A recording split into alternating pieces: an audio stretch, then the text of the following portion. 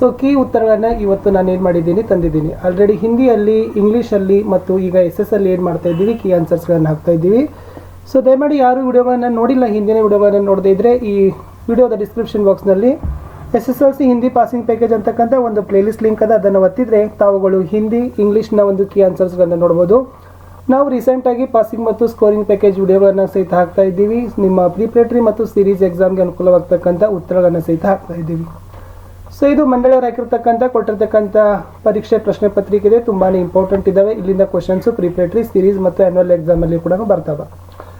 ಈ ಒಂದು ವಿಡಿಯೋದಲ್ಲಿ ಫಸ್ಟ್ ಪಾರ್ಟಲ್ಲಿ ಕೆಲವೊಂದಿಷ್ಟು ಉತ್ತರಗಳನ್ನು ತಂದಿದ್ದೀನಿ. ನೋಡುವ ವಿಡಿಯೋಗಳನ್ನು ಲೈಕ್, ಶೇರ್ ಹಾಗೂ ಸಬ್ಸ್ಕ್ರೈಬ್ ಮಾಡಲು ಮರೆಯದಿರಿ ಅಂತ ಹೇಳ್ತಾ ನೋಡ್ಕೊಂಡು ಬರೋಣ ಉತ್ತರಗಳು ಏನು ಅಂತ. ಸೊ ಫಸ್ಟ್ MCQದಲ್ಲಿ ನೋಡೋದಾದರೆ ಬಹು ಆಯ್ಕೆಗಳಲ್ಲಿ ಪ್ರಶ್ನೆ ಒಂದಿತ್ತು, ಭಾರತದಲ್ಲಿ ಮೊದಲ ಭಾಷಾವಾರು ರಾಜ್ಯ.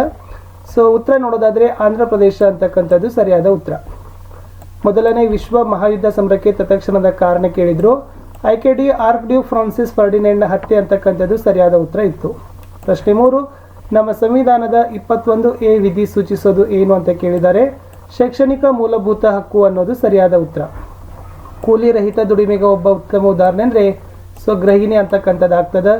ಸಾಂಪ್ರದಾಯಿಕ ಶಕ್ತಿ ಸಂಪನ್ಮೂಲಗಳನ್ನು ಕೇಳಿದ್ದಾರೆ, ಅದರಲ್ಲಿ ಸ್ವಾಭಾವಿಕ ಅನಿಲ ಅಂತಕ್ಕಂಥದ್ದು ಉತ್ತರ ಸರಿ ಆಗ್ತದೆ.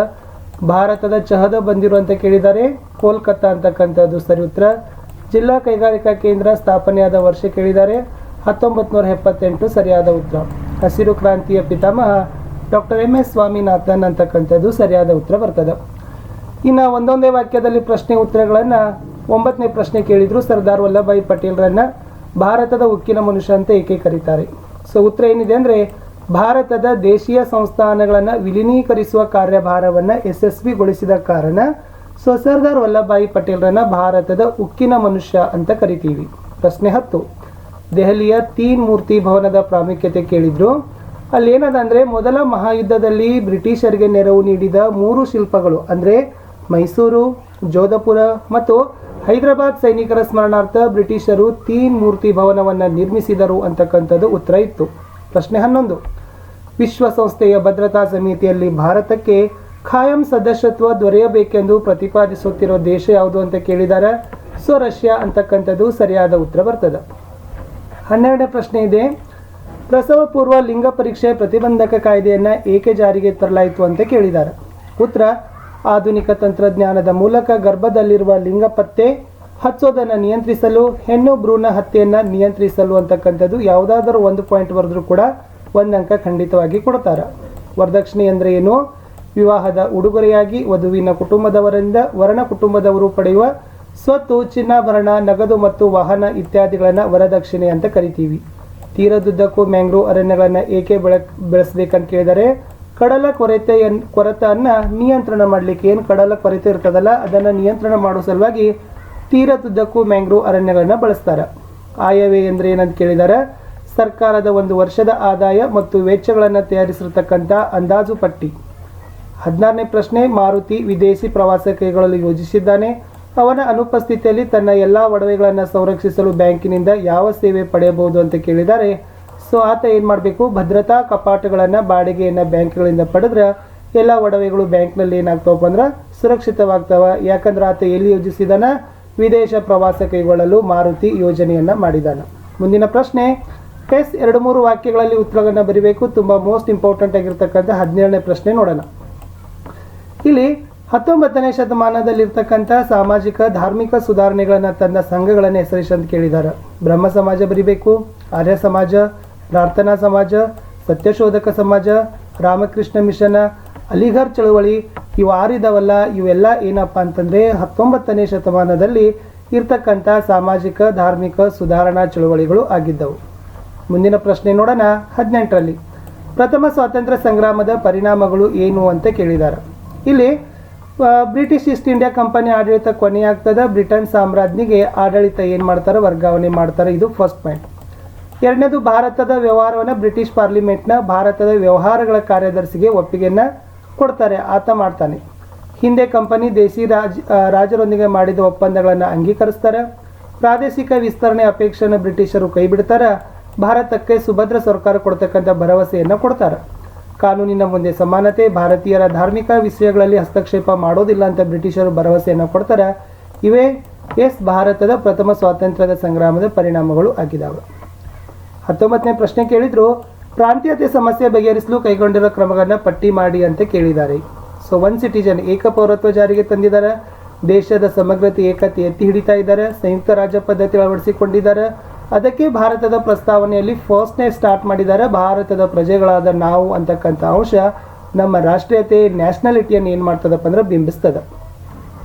ಇನ್ನು ಅಲ್ಲಿ ಅಥವಾ ಪ್ರಶ್ನೆಗಳಲ್ಲಿ ಏನು ಕೇಳಿದ್ರು, ಭಯೋತ್ಪಾದನಾ ನಿಗ್ರಹಕ್ಕೆ ಕೈಗೊಂಡಿರೋ ಕ್ರಮಗಳನ್ನು ಪಟ್ಟಿ ಮಾಡಿ. ಒಂದನೇದು, ಭಾರತ ಭಯೋತ್ಪಾದಕತೆಯನ್ನು ತೀವ್ರವಾಗಿ ಖಂಡನೆಯನ್ನು ಮಾಡ್ತದೆ, ಅದಕ್ಕಾಗಿ ಭಯೋತ್ಪಾದಕ ನಿಗ್ರಹ ದಳ ರಚನೆ ಮಾಡದ, ರಕ್ಷಣಾ ಪಡೆಗಳನ್ನು ಉಗ್ರಗಾಮಿಗಳ ವಿರುದ್ಧ ಕಾರ್ಯಾಚರಣೆ ಮಾಡ್ಲಿಕ್ಕೆ ಬಳಸ್ತಾರೆ. ಶಾಂತಿ ಪ್ರಿಯವಾದ ಭಾರತ ಯಾವತ್ತೂ ಕೂಡ ಭಯೋತ್ಪಾದಕತೆಯನ್ನು ವಿರೋಧಿಸ್ತಾ ಬಂದದ. ಅಸ್ಪೃಶ್ಯತೆ ತೊಡೆದು ಹಾಕಲು ಇರುವ ಕಾನೂನು ಕ್ರಮಗಳನ್ನು ಬರೀರಿ ಅಂತ ಕೇಳಿದ್ದಾರೆ.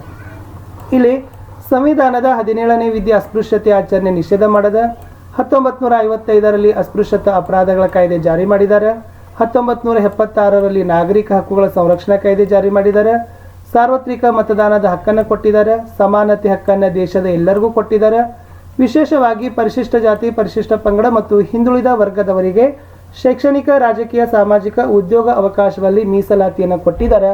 ಇವು ಅಸ್ಪೃಶ್ಯತೆ ತೊಡೆದು ಹಾಕಲು ಕಾನೂನಾತ್ಮಕ ಕ್ರಮಗಳು ಅಂತ ನೀವು ಬರಿಬೇಕಿತ್ತು. ಇಲ್ಲಿ ಇನ್ನೊಂದು ಕ್ವಶನ್ ಕೇಳಿದ್ದಾರೆ, ಗ್ರಾಮೀಣ ಸ್ತ್ರೀಯರ ಅಭಿವೃದ್ಧಿಗಾಗಿ ಅವ್ರು ಯಾವೆಲ್ಲ ಕಾರ್ಯಗಳಲ್ಲಿ ತೊಡಗಿಸಿಕೊಂಡಿದ್ದಾರೆ, ಆ ಕಾರ್ಯಕ್ರಮಗಳು ಯಾವುವು ಅಂತ ಕೇಳಿದರು. ಮಹಿಳಾ ಸ್ವಸಹಾಯ ಸಂಘ, ಮಹಿಳಾ ಮತ್ತು ಮಕ್ಕಳ ಅಭಿವೃದ್ಧಿ ಸ್ಥಾಪನೆ, ಸ್ತ್ರೀ ಶಕ್ತಿ ಸಂಘ, ಮಹಿಳಾ ಮಂಡಳ, ಯುವತಿ ಮಂಡಳ ಮತ್ತು ಮಹಿಳಾ ಸಹಕಾರಿ ಸಂಘಗಳು ಅಂತ ಬರಿಬೋದು.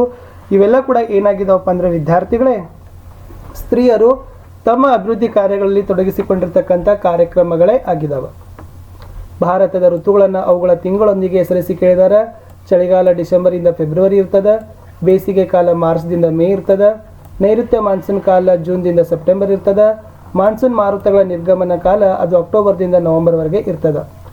ರಾಷ್ಟ್ರೀಯ ವಿದ್ಯುತ್ ಜಾಲ ಹೇಗೆ ಸಹಕಾರಿಯಾಗಿದೆ ಅಂತ ಕೇಳಿದ್ದಾರೆ.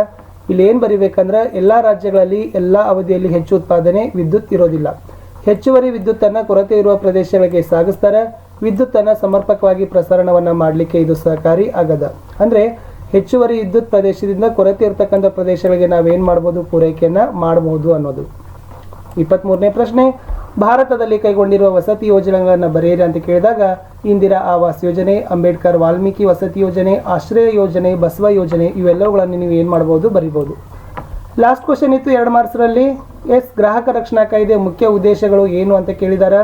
ಒಂದನೇದು, ಸುರಕ್ಷತೆ ಮತ್ತು ಗುಣಮಟ್ಟಕ್ಕೆ ಆದ್ಯತೆಯನ್ನು ಕೊಡ್ತಾರೆ, ಅಪಾಯಕಾರಿಗಳ ವಸ್ತುಗಳ ತಯಾರಿಕೆ ಮತ್ತು ಮಾರಾಟವನ್ನು ತಪ್ಪಿಸ್ತಾರೆ, ಮಾರುಕಟ್ಟೆಯಲ್ಲಿ ನಡೀತಕ್ಕಂಥ ಅನುಚಿತ ವ್ಯವಹಾರ ಪದ್ಧತಿಗಳನ್ನು ತಡಿತಾರೆ, ಗುಣಮಟ್ಟದ ಅಳತೆ ತೂಕ ಬೆಲೆಗಳನ್ನು ಕೊಡ್ತಾರೆ, ಬಳಕೆದಾರ ತಾವು ಖರೀದಿಸ್ತಕ್ಕಂಥ ವಸ್ತು ಅಥವಾ ಸೇವೆಯಿಂದ ತೊಂದರೆಗೆ ಒಳಗಾದಲ್ಲಿ ಸೂಕ್ತ ಪರಿಹಾರವನ್ನು ಕೊಡ್ತಾರೆ. ಯಾವುದು? ಗ್ರಾಹಕ ರಕ್ಷಣಾ ಕಾಯ್ದೆ, ಗ್ರಾಹಕ ಆಯೋಗಗಳು. ಸೊ ಇಷ್ಟು ಈ ವಿಡಿಯೋದಲ್ಲಿ ನಾವು 1 ಮತ್ತು 2 ಅಂಕದ ಎಲ್ಲ ಕ್ವಶನ್ ಆನ್ಸರ್ಗಳನ್ನು ನೋಡಿವಿ. ನೆಕ್ಸ್ಟ್ ವಿಡಿಯೋದಲ್ಲಿ 3 ಮತ್ತು 4 ಅಂಕದ ಆನ್ಸರ್ಸ್ಗಳನ್ನು ಲೈನ್ ಅಪ್ ಮಾಡ್ತೀವಿ ಅಂತ ಹೇಳ್ತಾ, ಲೈಕ್, ಶೇರ್